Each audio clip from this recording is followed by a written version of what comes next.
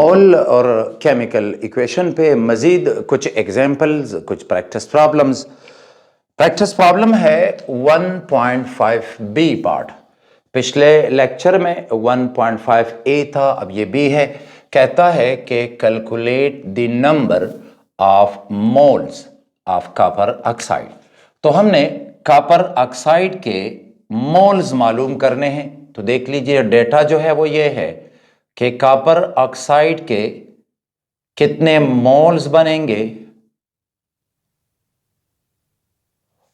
Obtain from 110 grams of copper sulphate. हमें copper sulphate की quantity दी गई है। तो कॉपर सल्फेट की जो क्वांटिटी है कॉपर सल्फेट, तो ये जो क्वांटिटी है ये है 110 ग्राम्स। तो ख्याल रखिए कि इस वक्त हमें कॉपर सल्फेट का मास दिया गया है। तो कॉपर सल्फेट के मास को मोल्स में कन्वर्ट कर लें इस फार्मूले का इस्तेमाल करते हुए, और फिर मोल्स जो है कॉपर सल्फेट के इस्तेमाल कर लें और इक्वेशन के मुताबिक प्रोडक्ट यानी कॉपर ऑक्साइड की क्वांटिटी मालूम कर लें। तो इसके लिए हमें कॉपर सल्फेट का मोलर मास भी चाहिए। तो देखिए, कॉपर सल्फेट का जो मोलर मास बनता है, तो इसमें कॉपर सल्फेट का 1 मोल लेंगे तो इसमें मौजूद है 1 मोल कॉपर, और इसमें 1 मोल सल्फर है, और इसमें 4 मोल जो है 1 mole copper, 1 mole sulphur, 4 mole oxygen है। तो ये टोटल मास जो है ये बनता है, कॉपर का है 64 AMU, तो मोलर मास हो जाएगा 64 ग्राम्स। सल्फर का है 32 और ऑक्सीजन का है 16। तो अगर आप इसे 4 × 16 मल्टीप्लाई कर लें तो यू विल गेट 64। तो हमारे पास जो टोटल मास आता है कॉपर सल्फेट का, तो ये हो जाता है 160 ग्राम पर मोल। तो दूसरा स्टेप ये है कि हम कॉपर सल्फेट के 110 ग्राम को मोल्स में कन्वर्ट कर लें। तो तरीका ये है, देख लीजिए कि इस वक्त हमारे पास जो मोल्स आएंगे, moles of copper sulphate, copper sulphate के जो मोल्स हैं तो ये होंगे mass of copper sulphate by molar mass. तो मास आता है 110 ग्राम्स।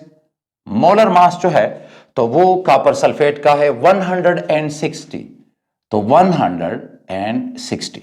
तो जब आप इसे डिवाइड कर लेते हैं 110 डिवाइडेड बाय 160, तो यह आता है 0.687 मोल ये क्वांटिटी हो जाती है। अब देखिए, रिएक्शन ये बता रहा है कि 2 मोल कॉपर सल्फेट से 2 मोल कॉपर ऑक्साइड बनती है। तो देखिए, रिएक्शन शोज दैट, रिएक्शन हमें यह बता रहा है कि 2 मोल अगर हम लें कॉपर सल्फेट, तो हमारे पास जो कॉपर ऑक्साइड आती है वो 2 मोल है। अब अगर हम 1 मोल लेते हैं, दोनों साइड को 2 पे डिवाइड कर लें, तो 1 मोल कॉपर सल्फेट से 1 मोल कॉपर ऑक्साइड आ जाती है। अब कॉपर सल्फेट की मिकदार जो है वो है 0.687, तो इधर भी मल्टीप्लाई कर दीजिए।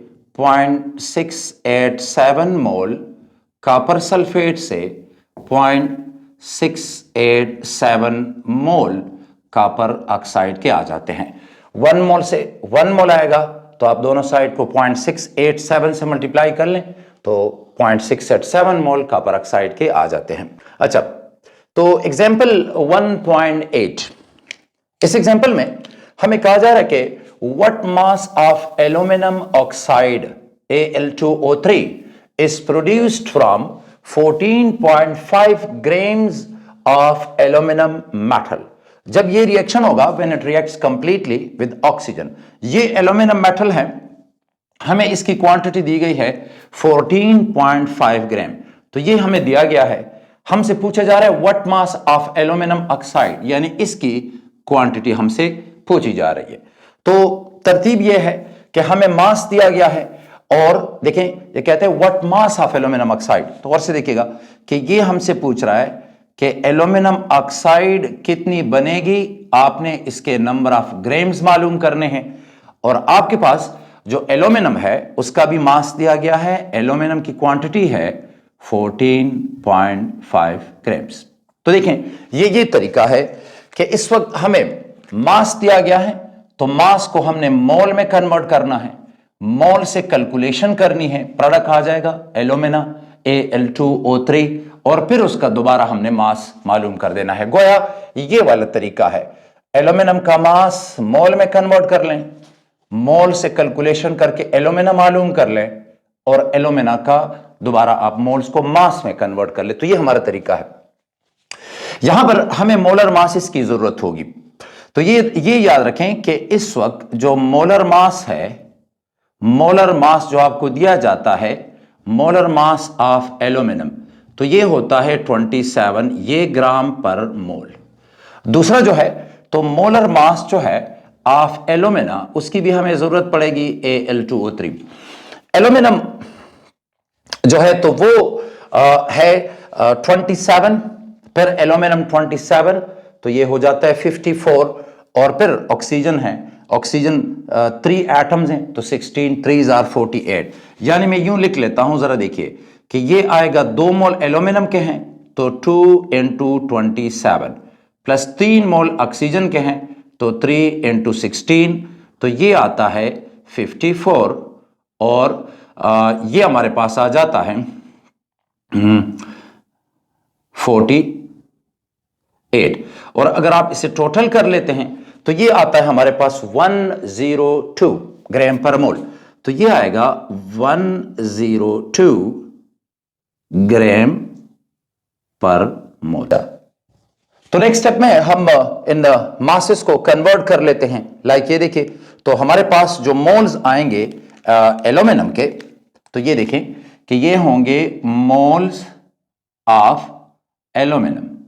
एल्यूमिनियम के मोल्स आएंगे तो ये होगा मास बाय मोलर मास। मास है एल्यूमिनियम का 14.5 और मोलर मास है एल्यूमिनियम का 27, तो 27 और ये जो इसके मोल्स आते हैं एल्यूमिनियम के 14.5 डिवाइडेड बाय 27, तो ये 0.54 मोल ये क्वांटिटी आती है। तो अब देखिए मोल्स तो आ गए हैं एल्यूमिनियम के, अब हम देखेंगे कि एल्यूमिना कितने मोल बनता है। तो अब आप देखिएगा रिएक्शन को आप जरा देख लें। रिएक्शन कह रहा है कि अगर एल्यूमिनियम के 4 मोल हैं तो 2 मोल एल्यूमिना के बनते हैं, तो हमने वही लिख दिया है कि रिएक्शन शोज दैट के 4 मोल्स ऑफ एल्यूमिनियम अगर हो 4 moles of aluminium upon reaction produce करता है 2 मोल एल्यूमिना के। अब अगर आप इसे 1 मोल लेते हैं, मतलब आप दोनों साइड को डिवाइड कर लें 4 पे, 4/4 2/4, तो 1 मोल एल्यूमिनियम से 2/4 मोल एल्यूमिना के आ जाते हैं। अब एल्यूमिनियम की जो क्वांटिटी है वो हमारे पास ये क्वांटिटी है 0.54 मोल, तो इधर मल्टीप्लाई कर दीजिए 0.54, तो ये होगा इतने मोल ऑफ एल्यूमिनियम, ये होगा 2/4 इंटू 0.54, तो ये हमारे पास एल्यूमिना के मोल्स हैं, इतने mole of alumina Al2O3।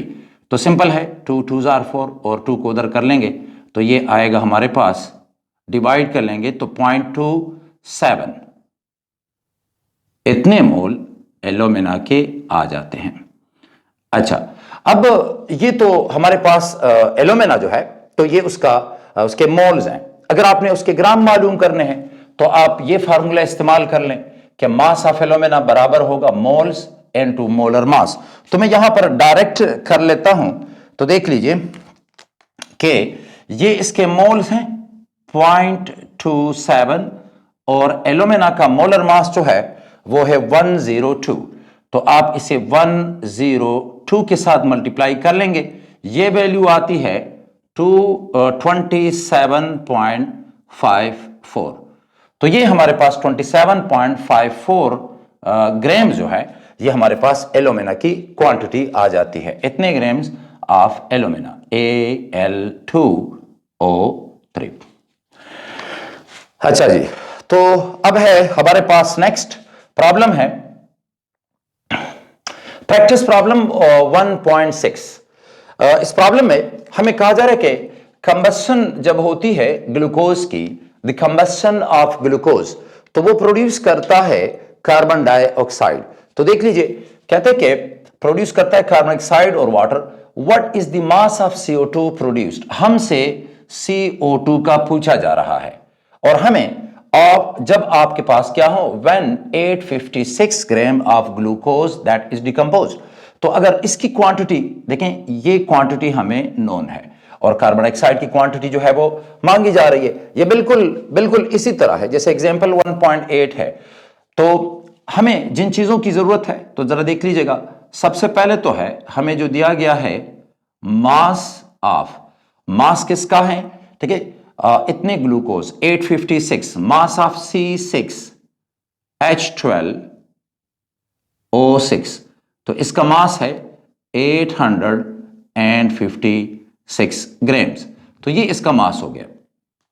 Next जो है हमसे पूछा जा रहा है कि what is the mass of CO2, तो हम मालूम करना चाह रहे हैं mass of CO2, carbon dioxide के कितने ग्राम बनते हैं। हमें जिन चीजों की जरूरत होगी तो वो है मोलर मास ऑफ ग्लूकोज और मोलर मास ऑफ CO2। तो देखिए, मोलर मास ऑफ ग्लूकोज आता है molar mass of glucose C6H12O6, 6 मोल इसमें कार्बन है तो 6 मल्टीप्लाइड बाय 12 तो 72 हो जाता है। 12 मोल इसमें हाइड्रोजन है तो 12 मोल मल्टीप्लाइड बाय 1 जो इसका एटॉमिक मास है तो ये 12 ग्राम हो जाता है। और इसमें 6 मोल ऑक्सीजन के हैं तो 6 मल्टीप्लाइड बाय 16, तो ये आप जानते हैं, आप कर सकते हैं। तो ये टोटल जो आता है जब आप इनको ऐड कर लेंगे तो ये 180 ग्राम पर मोल आता है। और हमें कार्बन डाइऑक्साइड के मोलर मास की भी जरूरत है, तो molar mass of carbon dioxide ये बनता है 44 ग्राम पर मोल। कार्बन का एटॉमिक मास है 12, ऑक्सीजन का 16, चूंकि 2 ऑक्सीजन है कार्बन डाइऑक्साइड में तो 16 इंटू 2 32 और 12 और 32 तो ये 44 होगा। अच्छा, अब हम फर्दर कैलकुलेशन कर सकते हैं। देखिए, कैलकुलेशन का हमारा तरीका यह है कि हमें मास दिया गया है ग्लूकोज का, तो उसे मोल्स में कन्वर्ट करें और मोल्स का इस्तेमाल करेंगे, कार्बन डाइऑक्साइड के मोल्स आ जाएंगे और फिर कार्बन डाइऑक्साइड के मोल्स को हम कन्वर्ट कर लेंगे दोबारा से मास में। तो देख लीजिए, तो ये हमारे पास हैं मोल्स ऑफ ग्लूकोज C6H12O6, तो ये होगा mass of glucose divided by molar mass. Mass of glucose जो है वो ये है 856 और ग्लूकोज का मोलर मास जो बनता है वो है 180, तो 180 4.75 मोल, तो ये ग्लूकोज के मोल्स हैं। अब आप इक्वेशन का इस्तेमाल कर लें। इक्वेशन ये कह रहा है कि 1 मोल से 6 मोल CO2 बनती है, वही मैं लिख रहा हूं कि 1 मोल, इक्वेशन शोज दैट 1 मोल यानी reaction shows that 1 mole glucose जो है C6H12O6 जो है वो प्रोड्यूस करता है 6 मोल कार्बन डाइऑक्साइड के। अब हमारे पास जो ग्लूकोज के मोल्स हैं वो है 4.75, तो इधर मल्टीप्लाई कर लें, ये होगा 4.75 मोल ऑफ ग्लूकोज, यह आ जाएगा 6 into 4.75 mole of carbon dioxide. तो जब आप इसे 6 और 4 आप इसे मल्टीप्लाई कर लेंगे तो ये वैल्यू आती है 28.5 मोल कार्बन डाइऑक्साइड के आ जाते हैं। अब हमारे पास ये जहां तक हो गया। अब कार्बन डाइऑक्साइड के मोल्स को मास में कन्वर्ट कर लें तो देखिए इस तरह आएगा ये होगा मास ऑफ कार्बन डाइऑक्साइड बराबर है moles of carbon dioxide into molar mass of carbon dioxide. Moles इसके हैं 28.5, मोलर मास कार्बन डाइऑक्साइड का 44 है, वो है 1254 ग्राम्स, 1254 इतने ग्राम्स।